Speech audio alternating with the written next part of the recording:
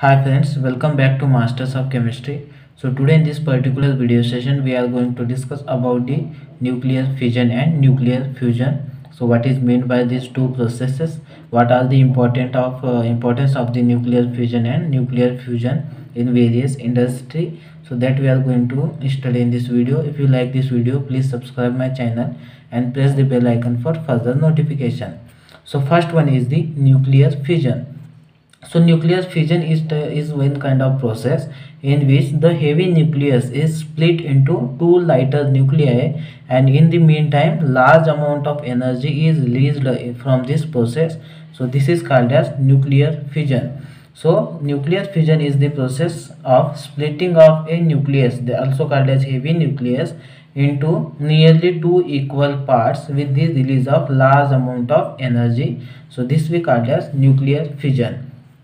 For example, we have uranium 92 to 235 of uranium atom. When it is bombarded with the slow moving neutrons, then it will split into two lighter nuclei. One is barium, another one is krypton, and release of three neutrons and release of 200 mega electron volt of energy. So this type of large energy is released from the splitting of this heavy nucleus into two lighter nuclei. So this process is called as nuclear fusion.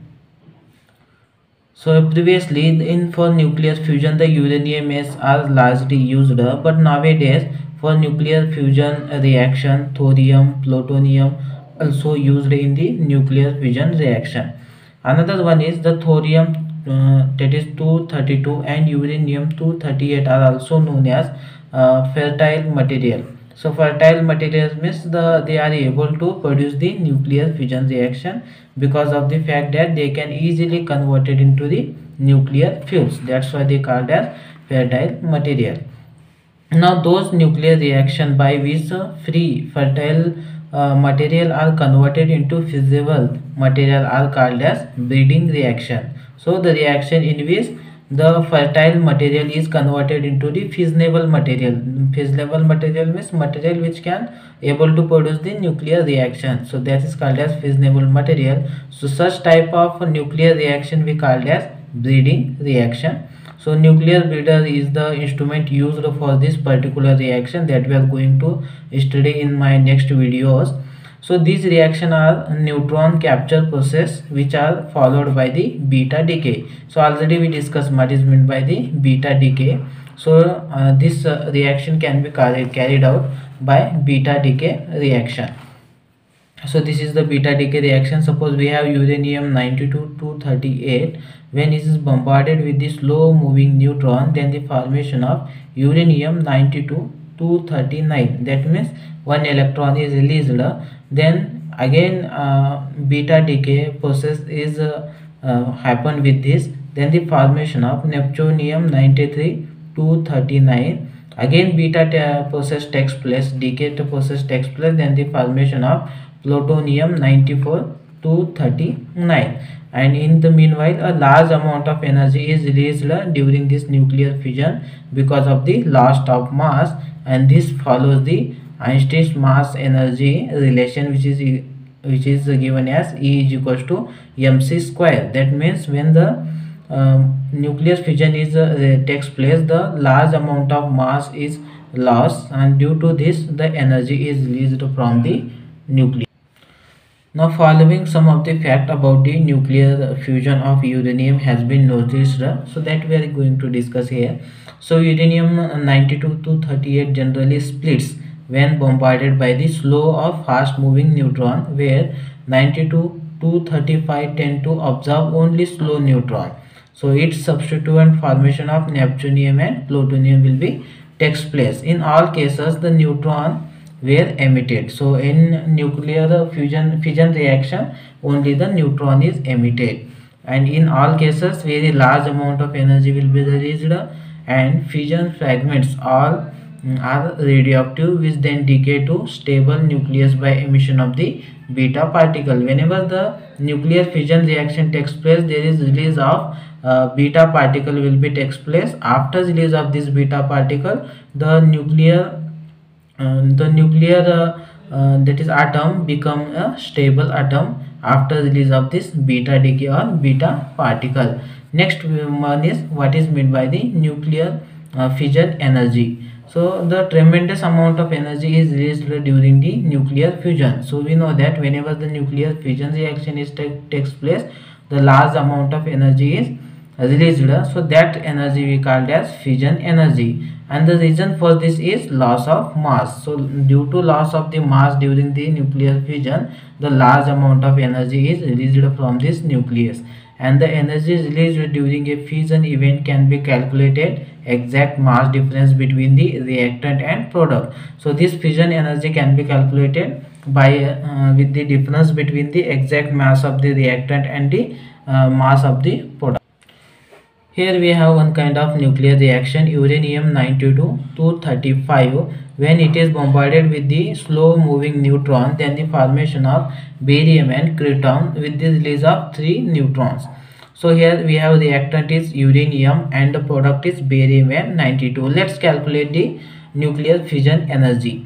So here total mass of the reactant, that is uranium, is 235 35.044 plus 1.0086 is the mass of neutron. Then the formation of 236.0526 atomic mass unit of the mass of this reactant.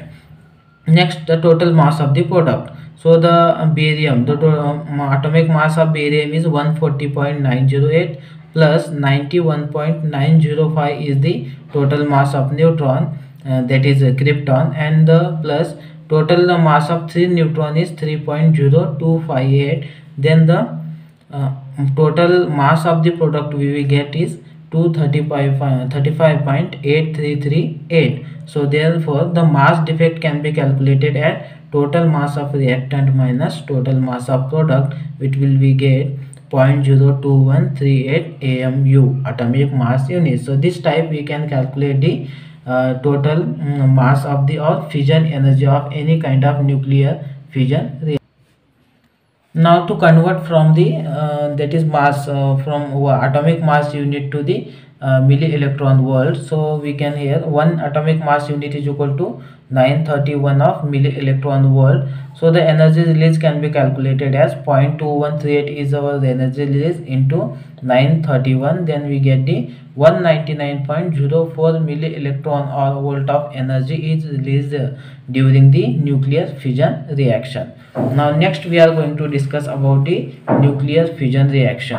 So nuclear fusion reaction is the opposite of the nuclear fission reaction. So in nuclear fusion reaction, it is the process when two lighter nuclei are combined to form a heavy nucleus with the release of large amount of energy. So in case of nuclear fusion reaction, two lighter nuclei are combined, then the formation of a heavy nucleus and large amount of energy is required for the that is released during this nuclear fusion reaction. An example of this nuclear fusion reaction is when two hydrogen 1s2 and 1s3 is combined, then the formation of helium, 1 neutron is released and 17.6 milli electron volt of energy is released during this reaction. So next one is when two nuclei to be fused to brought together, they experience a very large Coulombic force. That means when two nuclei are brought together to each other, they experience a Coulombic repulsion force, and thus the fusion can be occur only by making nuclei collide with another and highly energetic, and the kinetic energy of each nucleus should be kept very high so as to overcome the repulsion Coulombic force. So the kinetic energy means the speed of this nuclei is increased by applying the energy. So this is one negative fact of the nuclear fusion reaction, is that we require large amount of energy to brought these two nuclei combined to each other, or brought together. We require large amount of energy to increase their kinetic energy due to the experiences the Coulombic repulsion. So and large amount of energy is released after the completion of the nuclear fusion.